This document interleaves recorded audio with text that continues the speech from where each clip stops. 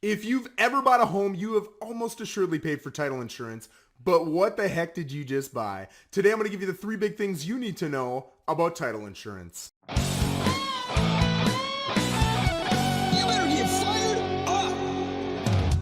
All right, so let's get right to it, right? When you go and you purchase title insurance at closing when buying a property, what you're purchasing is protection, right? Financial loss protection to make sure that if you buy that property and something pops up, some issue, you are covered and you don't have to worry about the loss that may ensue.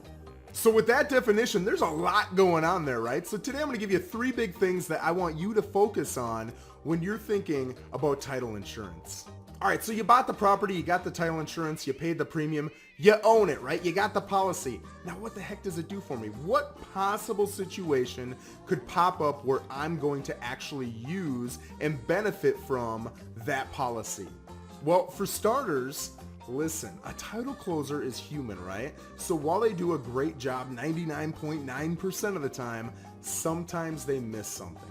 So while they're doing that search, they might miss some back taxes. That's the number one thing that's missed that a title insurance policy is going to cover, right? So if somebody did not pay taxes on that property, then they sold the property to you, you now would have that covered by the policy. That's a big win, right?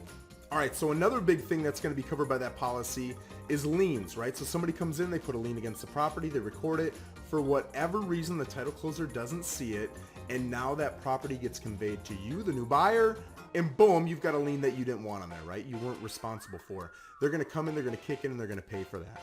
Now, I had to do a little research for this third one, but it's conflicting wills. It makes complete sense, but I never really thought about it, right? So if you've got somebody with one will, another person with another will, and the two overlap, you've got an issue. Do you want to worry about that issue? Because I know I don't. You call up your title policy company, they're going to step in, they're going to take care of all the legalities, and the biggest thing, the financials. All right, guys, if you're loving the information I put out, go over and check out my Instagram page. Not only are you going to see a stat of the day every single day about Treasure Coast real estate, but you can watch what I'm doing in my stories and see what an average day in the day of a real estate agent looks like. If you really love what I'm putting out, go check out my Facebook page, man. Again, a lot of great information. It's a little bit more localized to the Treasure Coast, and you can do a lot of interaction with me, and I get back on every single comment. All right, so the number 2 thing that you want to know about title insurance is really the funnest thing, right? You only pay once. If you're going to go get auto coverage, home coverage, life insurance, anything, health insurance, you're going to pay a monthly premium from now until whenever the heck you're not using that insurance anymore, right? Not with title insurance. With title insurance, you pay one time at closing. It's a done deal. You're good to go. Have a great day. See you later. So just looking in my market, right in Florida, the numbers are actually mandated by the state, right? So a title company can't negotiate numbers. They can't give you a deal. They can't overcharge you. The number is the number is the number is the number. And here in Florida, stay with me. There's a little bit of math here. On the first $100,000 that you pay for a property, you're paying $5.75 for every $1,000 that you're paying. So on a $100,000 home, you're paying $575 on that policy, right? Now, for every $1,000 over $100,000, you're paying, it's at a discounted rate, you're paying $5, right? So let me give you a quick example. Stay with me. I know this is a lot. On a $300,000 property, on the first $100,000, you're paying $575. On the second $100,000, you're paying $500, right? That discounted rate. And on the third $100,000, you're paying another $500. Add all of those three together, the $575, the $500, and the $500, you're at $1,575. If you're still with me, way to go.